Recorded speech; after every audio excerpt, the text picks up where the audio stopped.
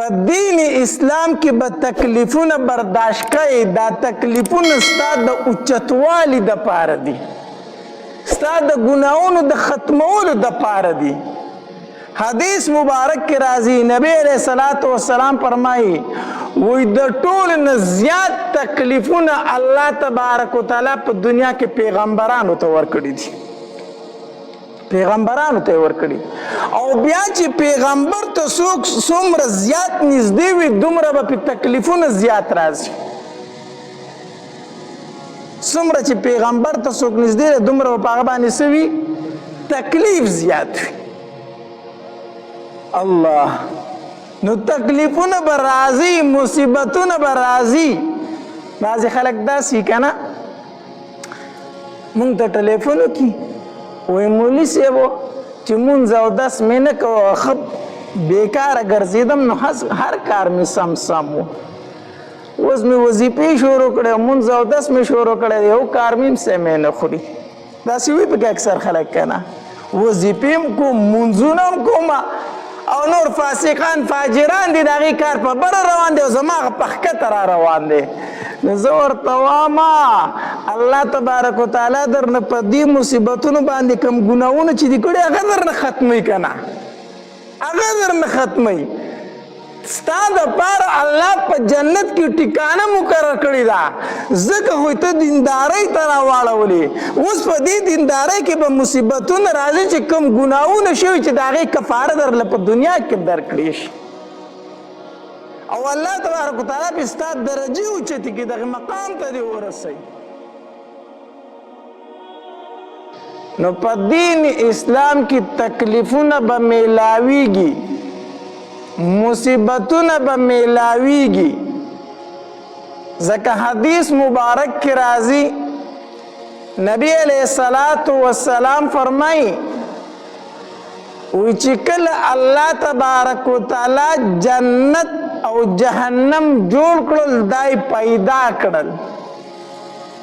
نو الله تبارک وتعالی جبرئیل علیہ الصلوۃ والسلام ته حکم وکړو وی جبرئیل لاړ شه د جنت تماشه وکړه ویې ګوره. نو جبرئیل علیہ الصلوۃ والسلام جنت ته لاړو نو جنت یې وکتو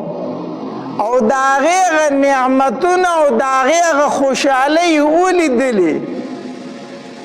نو چې واپس راغې الله تبارک وتعالی ترېنه تپوس وکړو جبرئیل جنت څنګه و؟ نو جبرئیل علیہ الصلوۃ والسلام فرمایل وی الله ته دې جنت متعلق چې چاته خبر ورسېدو نو هغه به خامخا دې جنت دپاره تیارې کړي، دې ته به ځان را رسوي. داسې نعمتونه چې چا واورېدل نو ضرور به ځان دې جنت له را رسوي. ځکه حدیث مبارک کې راځي نبی علیہ الصلوۃ والسلام فرمای حدیث قدسی دی الله تبارک وتعالی فرمای وای د مؤمن د پاره چې ما په جنت کې کوم نعمتونه تیار کړی دي تر اوسه پورې سترګو لیدلی نه دي وګونو اورېدلی نه دي او د یو انسان په تصور کې د هغې خیال هم نشي راتلی، د انسان په زړه کې د هغې تصور او خیال هم نشي راتلی. داسې نعمتونه الله تبارک وتعالی د مؤمن دپاره په جنت کې تیار کړي. نو جبرئیل علیہ الصلوۃ والسلام فرمایلي الله دا کوم نعمتونه چې په جنت کې دي کوم انسان چې د دې نعمتونو نه خبر شو نو ضرور به دې جنت ته ځان را رسوي. بیا ورته الله تبارک وتعالی فرمایلي جبرئیل لاړ شه د جهنم تماشه وکړه، جهنم وینه. جبرئیل علیہ الصلوۃ والسلام لاړو د جهنم ننداره وکړه او د جهنم هغه وورې ولیدو، د جهنم هغه بړکای ولیدله، د جهنم هغه غصه ولیدله، د هغې عذابونه ولیدل. چې واپس راغی الله د دې جهنم متعلق چې د چا غوږونو ته هم د دې خبر ورسېدو چېرته به دې جهنم ته غرانه شي، چرته به هم دی جهنم ته رانشي. بیا ورته الله تبارک وتعالی وفرمایل وی جبریله اوس لاړ شه لږ بیا د جنت تماشه وکړه. ځکه دا جنت چې دی دا خو ډېر ښایسته ما تیار کړی، ډېر ښکلی ما تیار کړی دی، خو دې جنت ته به راځي خلک څنګه؟ د دې د راتلو هغه اسباب ورشه وګوره چې دې جنت ته به سړی څنګه راځي. نو جبرئیل علیه السلام لاړو او چې کوم اسباب دي د جنت د تلو، کم اعمال دي د جنت د تلو، کم تکلیفونه برداشت کول دي د جنت تپاره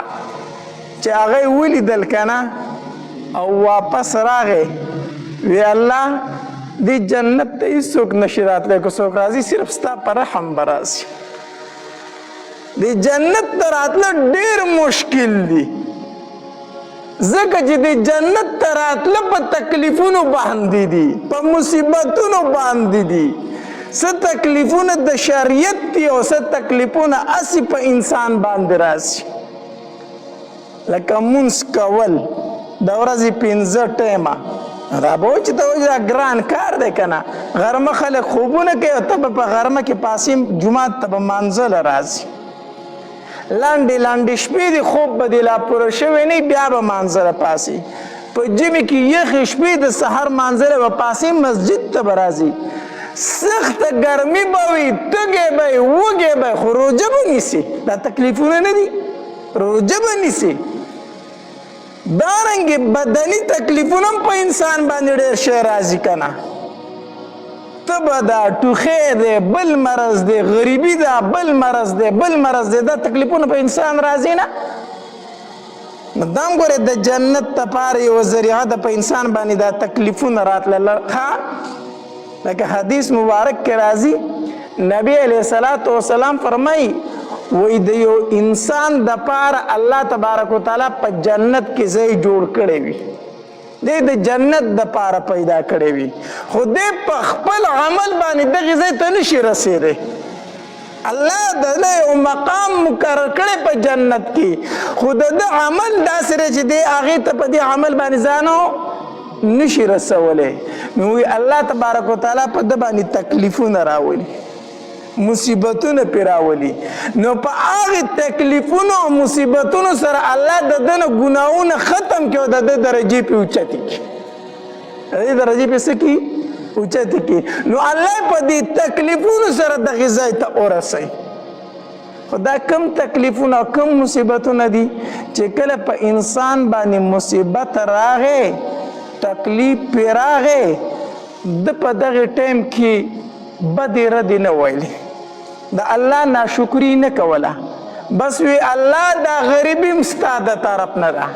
بس الله دا مصیبت هم ستا د طرف نه دی، الله دا مصیبت راله په شفا باندې بدل که، الله دا غریبي راله په مالداري باندې بدل که. نو په دنیا کې به تکلیفونه راځي ځکه په جنت کې د مسلمان له الله یو ځای جوړ کړی، یو مقام جوړ کړی، دی هغې ځای ته رسېدی نه شي. الله په ده باندې بیماري راولي، بل تکلیف راولي، دی پې صبر وکړي، د هغې صبر د وجې نه الله تبارک وتعالی د ده درجې اوچتې کړي او ګناهونه ترې ختم کړي، ګناهونه ترې څه کړي؟ ختم کړي. روایت کې خو راځي چې د انسان په لاس کې غنه لاړه شي، غنه که نه، په دې ورته هم الله اجر ورکوي، په دې ورته هم الله اجر ورکوي چې ده ته یو تکلیف میلاو شو. نو کله چې جبرئیل علیه السلام هغه مصیبتونه وکتل، هغه تکلیفونه وکتل چې دا تکلیفونه به برداشت کوي، هله به جنت ته ځي. ځکه حدیث مبارک کې راځي وی جنت الله په تکلیفونو باندې پټ کړی دی. حدیث مبارک کې راځي نبی علیہ السلام فرمایي خبردار دا الله سودا ګوره ګرانه ده، دا الله سودا څه ده؟ ګرانه ده، دا الله سودا ارزانه نه ده. جنت ګټل داسې آسان کار نه دی، تکلیف په برداشت کوي. زموږ استاد به فرمایل وي دا څه د لون خوړ خیرات خو نه ده چې هر سړی دې ورته ځي، تکلیفونه به برداشت کوي. نو جبرئیل علیه السلام چې هغه تکلیفونه وکتل کنه او واپس راغی وی الله دی جنت ته تلل ګران دي، صرف ستا په رحم به ورته خلک ځي. بیا ورته الله تبارک وتعالی فرمایل اوس لاړ شه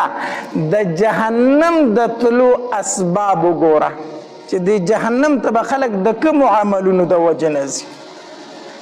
نو چې جبرئیل علیه السلام لاړو او جهنم یې وکتو نو جهنم په مزو کې پټ و. جهنم په څه کې پټ و؟ په مزو کې پټ دی.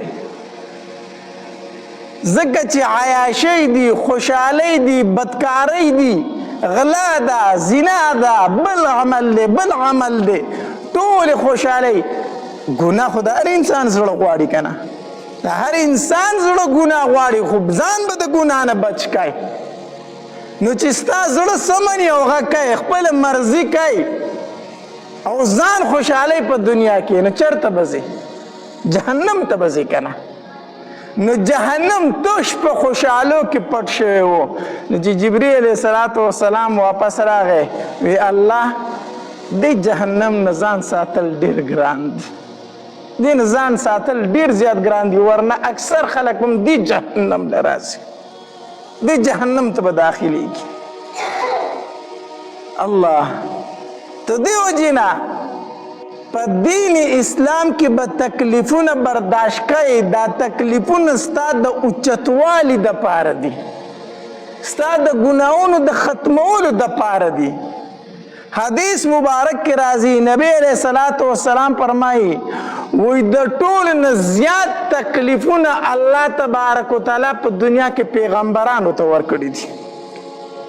پیغمبرانو ته ورکړي. او بیا چې پیغمبر ته څوک څومره زیات نږدې وي دومره به پې تکلیفونه زیات راځي. څومره چې پیغمبر ته څوک نږدې دی دومره به په هغه باندې څه وي؟ تکلیف زیات وي. الله نو تکلیفونه به راځي، مصیبتونه به راځي. بعضې خلک داسې که نه مونږ ته ټلیفون وکړي وایي مولي صاحب چې مونځ او دس مې نه کوه ښه بېکاره ګرځېدم نو هر کار مې سم و، اوس مې وظیفې شروع کړی مونځ او دس مې شروع کړی یو کار مې هم سم نه خوري. داسې وایي پکې اکثر خلک که نه وظیفې هم کوم مونځونه هم کوم او نور فاسقان فاجران دي د هغې کار په بره روان دی او زما هغه په ښکته را روان دی. نو زه ورته وایم الله تبارک وتعالی درنه په دې مصیبتونو باندې کوم ګناهونه چې دي کړي هغه درنه ختموي که نه؟ هغه درنه ختموي. ستا دپاره الله په جنت کې ټکانه مقرر کړې ده، ځکه خو ته دیندارۍ ته راواړولې. اوس په دې دیندارۍ کې به مصیبتونه راځي چې کوم ګناهونه شوي چې د هغې کفاره درله په دنیا کې درکړې شي او الله تبارک وتعالی پې ستا درجې اوچتې کړي، دغې مقام ته دې ورسوي. نو ان مع العسر یسرا، ان مع العسر یسرا.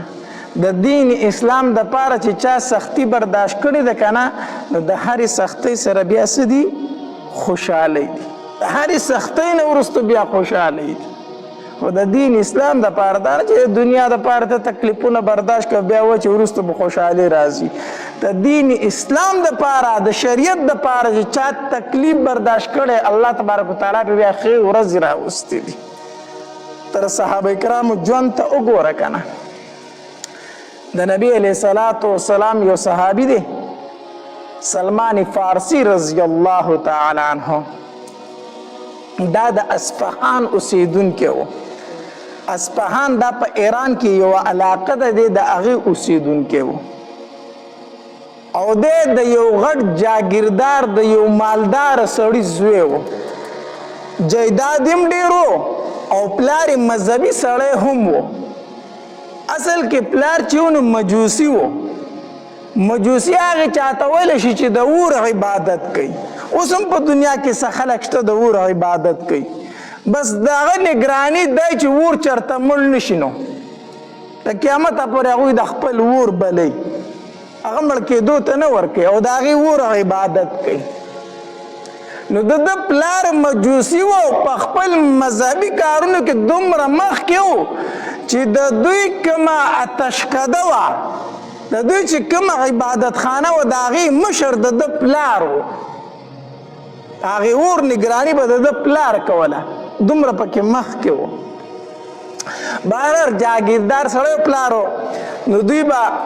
دی به پټیو جایداد و هغې ته به تو راتو د سلمان فارسي رضی الله تعالی عنه په دغې وخت کې حق دین چې و صحیح دین هغه دین عیسوي و عیسایت و د عیسی علیه السلام دین چې کوم دی دا حق دین و په دغې زمانه کې دی به چې کله خپلو پټو ته تو خپل جایداد ته به تو نو په لاره باندې د هغې یو عبادت خانه و د عیسایانو هغوی به پکې عبادت کو نو دی به کله کله هغې ته ورښکاره کېدو بس د هغې سره خبرې اترې شروع شوې نو ده ورته وویل چې زه خو مجوسي یم زه خو د اور عبادت کوم هغې ورته ویل د اور عبادت ولې کوې د الله عبادت ولې نه کوې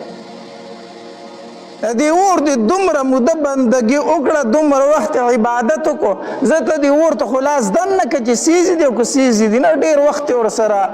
دوستانه پاتې شو په کار ده چې تا خو ونه سیزي که نه ټول عمر دې ور عبادت وکړو اوس دې اور ته خو لاس دم نه کوي نه دا خو سیزه هم کوي نو هسې یو عبادت کوي سوځي دی او عبادت هم کوي عبادت د چا وکړم وي د یو الله بندګي وکړم بهرحال د هغې دا خبرې د ده زړه ته پرېوتې نو ده عیسایت قبول کو نو بیا به د کور نه د پټو په بهانه درته وتو چې زه پټي ته ځم او هلته کې هغې د عیسایانو عبادت خانې ته به ننوته او هلته کې به عبادت کو پلار یې پې خبر شو چې پلار یې پې خبر شو نو دی ډېر زیات ووخو سلمان فارسي رضی الله عنه ډېر زیات ووخو ته ما ته هم نه ګورې زه د خپل دین مشر یم او تا خپل دین پرېښود بل دین دې قبول کو ډېر زیات یې ووخو حتی تر دې پورې چې په زنځیرانو یې وتړو چې وی تړو بهرحال دا هغې عبادت خانې والا ته وویلو چې دلته خو ما پلار نه پرېږدي په څه طریقه یې ورته خبر ولېږو خو ستاسو مین مرکز ستاسو غټ مرکز کم ځای کې دی زموږ غټ مرکز په شام کې دی وی کو چېرته ستاسو څه کسان شام ته تلو ما خبر کړه چې زه ورسره لاړ شم ځکه دلته ما پلار نه پرېږدي هغې ورته ویل ټیک ده بیا څه عیسایانو شام ته تلل ده ته یې سوال جواب راولېږل چې مونږ ځو کو ته راسره ملګری کېږي روان شه نو سلمان فارسي رضی الله تعالی هغه زنځیران مات کړو په هره طریقه چې ځان یې کولو کو هغې کافرې ته یې ځان ورسو او لاړ شام ته یې ځان ورسو شام ته وتښتېدو چې شام ته ورسېد هلته یې تپوس وکړو په تاسو کې غټ پادري دلته کم یو دی د عیسایانو چې کوم غټ عالم دی هغه دلته کم یو دی چا ورته یو تن وښود دا دی چې هلته لاړ ډېر ضعیفه پادري و ده د هغه خدمت شروع کړه خپله ټوله کیسه یې ورته وکړه چې پلار مې ډېر مالداره سړی دی او زه د یو مالداره سړي زوی یم خو پلار مې مجوسي دی او زه یې په دغې باندې مجبوره کولی کوم زه د کور نه راتښتېدلی یم او ما عیسایت قبول کړی دی هغه ورته وی ټیک ده زما سره به ده به د هغه خدمت کو زده کړه به یې ترې کوله خو هغه پادري ډېر ښه سړی و ښه سړی و نیک سړی و ده د هغه خدمت کو خو بوډا و نو چې کله د هغه د مرګ وخت رانږدې شو د زنکدن ټیم و بیمار شو نو ده ورته وی ته خو مرې مړ کېږې او زه خو مسافر یم وطن ته واپس تلی نه شم چې ته مړ شې نو زه به چېرته ځم ما ته خو هم سلار وښیه که نه نو دغې فادري ورته بیا بل فادري وښو وی په پلانکۍ علاقې کې زمونږ یو فادري دی او ډېر نیک سړی دی ته به د هغه خواله لاړ شي چې زه مړ شم بهرحال دغه پادري مړ شو دوی دفن کو چې دفن کو سلمان فارسي رضی الله عنه خپله کډه کندرې راواغسته روان شو لاړو هغې بل فادري له ورسېد هغه ته خپله کیسه وکړه چې تا له پلانکي فادري رالېږلی یم هغه مړ دی خو هغه راته وایي چې د خواله به لاړ شي هغه ورته وایي ټیک ده د هغه خدمت شروع کړو د هغه نه یې زده کړه شروع کړه خو دا دویم پادري چې و که نه دا ښه سړی نه و سلمان فارسي رضی الله عنه فرمایي دی ټیک سړی نه و هسې په ظاهر کې د ځان نه یو پیر یو نیک راښکړی و خو یې نورو ډېر دنیادار سړی و پیسې به یې د خلکو نه اخیستلې په څه طریقه یې جمعواري کوله ما د ده خدمت کو دیم بوډا و وی دی رانم په مړ کېدو شو نو ما ورته وایي چې ته خو مرې خو زه به چېرته ځم ده راته درېیم تن یاد کو چې زه مړ شم هلته به لاړ شي به هر حال دی مړ شو چې دی مړ شو وی هغې ځای نه روان شوم هغې درېیم پادري له ورسېدم وی هغه هم ضعیفه سړی و دا خدمت مې کو د هغه هم ټایم د مرګ راغی چې هغه مړ کېده هغه ته مې تپوس وکړو چې ته رانه مرې زه به چېرته ځم وی هغه راته یوه خبره وکړه هغه راته وي چې زما نه وروسته ته د هېچا خواله مه ځه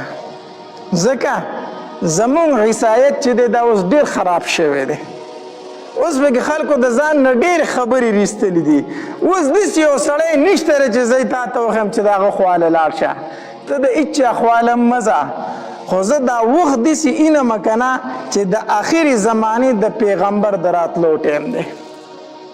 مونږ د خپلو کتابونو نه معلومات کوو او مونږ ته د خپلو کتابونو نه اندازه داسې کېږي چې د آخرې زمانې د پیغمبر د راتلو وخت پوره شوی دی نو ته د هېچا خواله مه ځه د آخرې زمانې د پیغمبر تعالی شروع که زمانه پس سلمان فارسی رضی الله عنه فرمایلی هغه به زه پیژنم څنګه دغې پادري ورته وایي تا ته یې زه 15 علامات ښیم چې دا 15 نښې پکې موجود وي که نه دا به د آخرې زمانې پیغمبر وي وی کمې وی یو دا چې د آخرې زمانې پیغمبر چې په کومه علاقه کې پیدا کېږي هغه به شګلنه ځمکه وي تش بیابان به وي شګې به وي شینکې به پکې نه وي یو دا علامت دی وی دویم دغه پیغمبر چې کومې علاقې ته هجرت کوي په هغې علاقه کې به کجورې ډېرې زیات وي کجورې به پکې زیات وي وی دریم علامت د دې پیغمبر دا دی چې صدقه به قبلوي خو خوري به یې نه خوري به یې نه او څلورم علامت دا دی چې هدیه به قبلوي هم او خوري به هم او پنځم علامت دا دی چې شاته د ولو په منځ کې به مهر نبوت وي دا پنځم علامت دی وی دا 15 خبرې چې دی به پرې وموندلې که نه دا د آخرې زمانې پیغمبر دی سلمان فارسی رضی الله عنه فرمایي وی دغه پادري مفات شو مونږه دفن کو او زه د هغه د خوا نه رووتم او ځان له مې څه ګډې بيزي واغستې تجارت مې شروع کو چې دا تجارت به کوم و دا ګډې بيزي به څارومه دا شپانه خو ګرځي په هر علاقې ته دی رسېدلی که نه نو ګرځم او د خلکو نه به معلومات کوم د آخرې زمانې پیغمبر پسې به ګرځم ګډې بيزي مې واغستې ځان له مې تجارت هم کو هغه مې سرولې هم په خشکو په بیابانونو باندې به ګرځېدم یو قافله را سره میلو شوله وی د هغې نه مې تپوس وکړم چې تاسو د کومې علاقې یئ وی ما ته وی چې موږ د مکې یو ما وی چې یاره داسې دې زمانه کې به تاسو څه خبر شوي نه یې چې ته چا د پیغمبرۍ دعوه خو به نه یې کړي هغوی راته وایي چې هغه زمونږ په علاقه کې دی که نه زمونږ د علاقې سړی دی د پیغمبرۍ دعوه خو کړي یو هلک راوتی دی ما ورته وایي چې ستاسو په علاقې کې موجود دی وی چې او ما وایي چې ستاسو علاقه څنګه علاقه ده چې یاره زمونږ علاقه خو تشې شګې دي نو تشې شګې دي شینګي پکې نشته ما وایي چې زه اول علامت خو مې وموندو اول علامت مې وموندو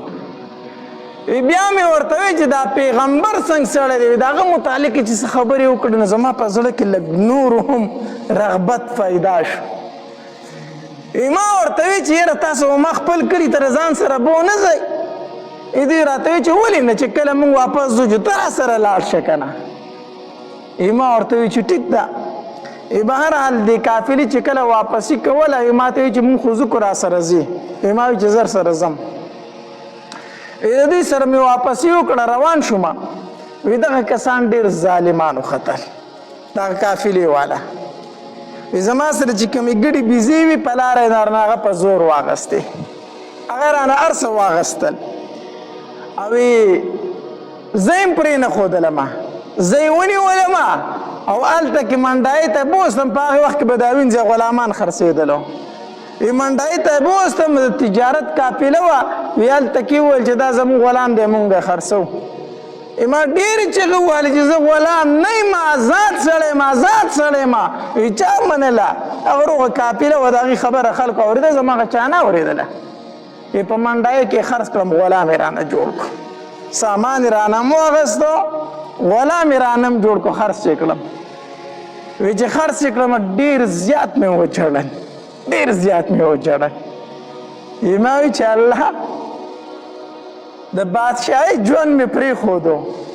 د ملکۍ او د نوابۍ ژوند مې پرېښودو د پلار خو مې په علاقه کې ملکي او نوابي وه او زه راوتې دې دپاره وم چې د اخر پیغمبر ته ځان ورسوم دین حق قبول کړمه نه خو زه غلام شوم زه خو اوس د اخرې زمانې پیغمبر ته هم نشم رسېدی اوس خو د دوی خوښه ده چې ما سره څه کوي نو ځکه غلام به تښتېدی هم نه شو چې غلام به وتښتېده نو د هغه مرګ به دوی روا ګڼو وجې به بیا چې کوم ځای به چا لاندې کوي وایي وجې دا تښتېدلی دی زما غلام دی نو تښتېدی خو هم نشم ځکه که وتښتم بیا خو مې مرګ ځای دی او ژوند د غلامۍ شو ډېر زیات مې جړل الله ته به هر حال دی چا چې اغوستی وم هغه په بل خرڅ کړم هغه په بل خرڅ کړم څه ډېر ځایونه خرڅ شوم تقریبا څه شل 25 ځایه خرڅ شوم په آخر کې چې زه چا واغستم هغه د مدینې منورې یهودي و هغه واغستم چې هغه واغستم هغه روان کړی وم بوستم وی هغې علاقې ته ورسولم چې کجوري پکې ډېرې وي ما ورته وی چې دا کومه علاقه ده چې دا یثرب دی یثرب وی کجوري پکې ډېرې وي وی زه خوشحاله شوم ګوره چې دا پیغمبر هغه ځای بدای کو ځکه مدینه منوره کې کجوره ډېره زیاته ده ښه علماو لیکلي دي چې کله حج له لاړ شو عمرې له لاړ شو بیا مدینې منورې ته ځې که نه نو په بس کې چې ناستې که نه او کله د کجورو باغات شروع شو د کجورو باغونه شروع شو نو د مدینې منورې حدود شروع کېدو والا دي د دغې ځای نه به ته درود شریف شروع کړي چې کله د مدینې منورې د کجورو باغات تا ولیدل که نه الله دې موږ ټول حج عمرې له بوځي چې کله د مکې نه ځئ مدینې منورې ته نو چې کله د کجورو باغات شروع شو د کجورو ونې شروع شوې د دغې ځای نه څه شروع کا درود شریف په شروع کوي دا علماو لیکلي صحیح طریقه ده د دغې ځای نه به درود شریف شروع کوي د دغې ځای نه بیا د مدینې حدود شروع کېږي ځکه نو مدینه منوره کې کجوره ډېره ده نو ما وایي چې کیدی شي هغه هجرت چې به کوي هغه به دا ځای به هر حال د یهودي سره ومه او هغه له مې به زمینداره کوله او دا یهودي را باندې ډېر زیات مین وي ما به له ډېر په اخلاص کار کو نه را باندې مین هم ډېر زیات و وی لګیا وم په پټو کې مې د هغه کار کو په کجورو کې کار مې وله کو په دې کې ناڅاپي چغې شوې او شور شو په مدینه منوره کې وی زه لږ ودرېدم چې دا شور د څه شي دی وی تپوس مې وکړو چې ولې دا خلک سره راوتې او دا شور او دا غوغا سره جوړه شوه وی چې د آخرې زمانې هغه پیغمبر چې و که نه هغه د مکې نه مدینې منورې ته هجرت وکړو پیغمبر د مکې نه مدینې ته راغی وی ما وی چې زه الله تبارک وتعالی هغه دویم علامت هم پوره کړو دویم هم پوره کړو وی رالم خپل مالک لره مالک ته مې وی چې ماله لږې کجوري نه راکوي غلام دی که نه ما ورته چې ماله لږې کجوري نه راکوي زه د دغې سړي خوا له ځمه ځان سره به لږې کجوري ووسمه هغه راته وی چې ولې نه کجوري والتې که نه د ځان سره مې کجوري واغستې وامې غستې لاړم د دغې پیغمبر خواله وی چې ورسېدم ما ورته کجوري مخې ته کېښودې ما ورته وایي چې زه سلمان فارسي یم د فارس اوسېدونکی یم خو دلته غلام یم ما ته وایي چې دا کجوري د څه دي ما ورته وایي چې دا مې تاسو له صدقه راوړې ده نبی علیه السلام رانه واخیستې قبول یې کړې خو ملګرو ته وایي چې هلکه وخورئ تاسو وخورئ ما ورته وایي چې تاسو وایي چې سلمانه موږ پیغمبران صدقه نه خورو موږ پیغمبران صدقه او دریم علامت خو پوره شو موږ پیغمبران صدقه نه خورو وی رالمه بیا د مالک خواله څه ورځې پس مې ورته وایي چې ماله لږې کجوري نه راکړه زه هلته ورځم وی چې واله که نه بیا مې کجوري واغستې چې واغستې بیا د دغې پیغمبر خواله ورلم ما ورته کجوري کېښودې چې سلمانه څه دي ما ورته وایي چې کجوري مې راوړي دي خو دا تاسو قبولې کوئ نو ما ته وایي چې د څه کجوري دي ما وایي چې دا مې هسې هدیه راوړي تاسو لره نبي علیه السلام ته په خپله اول واغسته وایي خوړه بیا ملګرو ته وایي چې هلکه وخورئ وخورئ هدیه یې وخوړه هم او په ملګرو یې هم تقسیم کړه ما وایي چې زه څلورم علامت هم پوره شو اوس یو علامت پاتې دی چې مهر نبوت دی د نبي علیه السلام سره داسې کېناستمه نو بیا پاسېدم د نبي علیه السلام د ملګرو سره په خبرو اترو شو نو زه پاسېدم نو د نبي علیه السلام شا طرف ته به بار بار تلم چې اوس مهر نبوت وینم که نه اخري علامت پاتې چې دا وینم بار بار به د نبي علیه السلام شاته تلم خو ویلی خو مې نه شو چې د الله پاکه پیغمبره دا څادر ښکته کړه چې زه دې دا ولي مبارک وینم ویلی خو مې نه شو خو ما وایي چې زه دا څادر به چېرته داسې وکشېږي زه به یې وینم نبي علیه السلام را باندې پوه شو چې سلمان فارسي څه لیدل غواړي سلمان فارسي څه لیدل غواړي نبی علیه السلام داسې د ځان نه څادر تاو کړی و کمیس نه و نبی علیه السلام دا څادر داسې راښکته وکشه چې وکشو مهر نبوت مې د ولو په منځ کې ولیدو چې د کوترې د اګۍ په مقدار باندې الله محمد رسول صلی الله علیه وسلم چې لیکلي شوي پرې چې دا مې څنګه ولیدل ورمنډه مې کړه خوله مې پې کېښوده او په چغو چغو نبی علیه السلام ته په ژړا شومه چې د الله پاک پیغمبر ما هم دا لیدل غوښتل دا مې لیدل غوښتل نبی علیه السلام له رالمه په ژړا ورته شومه ما ورته چې کلمه راته ووایه کلمه یې راته وویلله ما ته چې سلمانه دلته راځه ما چې د الله پاک پیغمبره نشم راتلی زه خو پردی غلام یم زه به ستا خواله څنګه راسم زه خو راوتې په تا پسې وم خو غلام شوی یم څه وکړم نبي علیه السلام راته وویل چې سلمانه د دې مولا سره د عقد کتابت وکړه عقد کتابت ورسره وکړه مکاتب دې تا جوړ کړي ووایه ورته زه به له دومره پیسې درکړم ما آزاد کړه دا عقد ورسره وکړه ما وایي چې ټیک ده لاړم خپل مولا ته مې وایي چې ما آزاد کړه زه به درله پیسې درکړم نو چې سړی څوک یو شی نه خرڅوي که نه نو داسې ریټ یې ووایي چې څوک یالي نه که نه داسې که نه زما نه مولا ډېر رضا و هغه راته وایي سلمانه دومره به سره راوړي دومره به سره راوړي او په دې پلان کې باغ پټي کې راله د کجورو یو باغ ولګوه او چې کله هغې کجورو دانې شروع کړي نو بیا به خبرې کوو بیا به څه کوو ما وایي چې زما ارمان نه پوره کېږي زما ارمانو یو به دومره سره د کم طرفه راوړم او بل دا دی چې کجوره دانه نیسي ته کجوره نه لکې او هغه غټېږي او بیا دانې نیسي په هغې کې خو کلونه لګي کجوره نه لکئ که نه بیا چې هغې دانې ته رسې نو څو کاله پکې لګي ما وایي چې دا ارمان زما نه پوره کېږي رالم نبي علیه السلام لره سترګو نه مې اوښکې روانې شي ما وایي چې د الله پاک پیغمبران نه کېږي ما ته وایي چې ولې ما ورته چې یو خو رانه هغه دومره سره غواړي نو زما سره سره کم دی زه غلام یم او دویم هغه و چې کجورو باغ راله ولګو چې دانې ونیسي بیا به دې ازادوم نو دا کېږي نبی علیه السلام راته وفرمایل چې سلمانه دا خبره ورسره پخه که دا ورسره څه که پخه که الله پاک پیغمبر سره راسره کم دي بس تو سره خبره وکړه حق سره وکړه بیه ورسره پوره که صحیح دی زه لاړم امام مولا ته وایي چې دا عقد راته منظور دی دا راته څه دی بیه زمونږ منظور دی وایي چې صحیح دی هغه هم په خندا شو صحیح ده چې ته ماله باغ لګوې بیا کجوري کوي بیا به وروسته ګورو صحیح شو بیه مې ورسره وکړله ورځې لږې غونته تېرې نه وي چې نبي علیه صلات وسلام راپسې سوال جواب وکړي سلمان فارسي ته وایي چې زما خواله راشي د نبي علیه صلات وسلام خواله رالمه نبي علیه صلات وسلام راله سره راکړو چې سلمانه دا سره واله دا سره واله الله قربان شم د خپل محبوب نه سره څوک چاله ورکوي په کیلوګانو سره څوک چاله ورکوي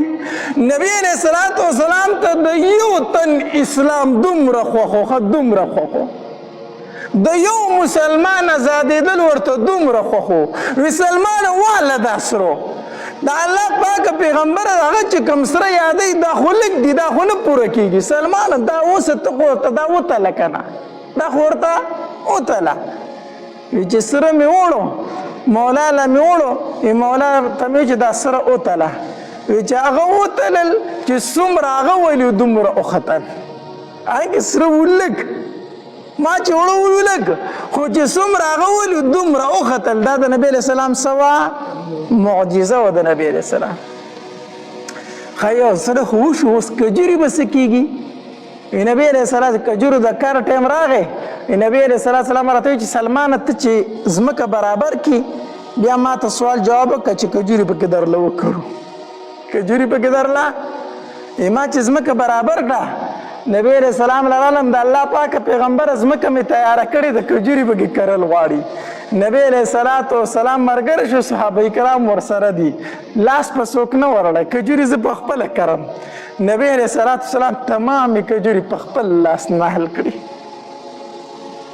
الله په خپل لاس مبارک باندې نبی علیہ السلام باغ ولګو کجوري نحل کړي چې کجوري نحل کړي کجوري دومره زر زر غټېدې چې د کجورو د بار ټایم راتلو ټولو کجورو بار ونیو په یو دا چې خسته بیانات اورېدلو دپاره زموږ یوټیوب چینل واجد اسلامیک سټوډیو سبسکرایب کړئ په دې به تاسو ته انشاءالله العزیز ښایسته واقعګانې او بیانات میلاویږي او د ګنټې د نشان در سره کلک کړئ تاسو ته آینده نوې ویډیوګانې مخې ته راځي او د خپلو ملګرو سره لازم د ثواب په نیت باندې شریکه کړئ او په کمنټ کې ماشاءالله سبحان الله لازم ولیکئ ډېره مننه والسلام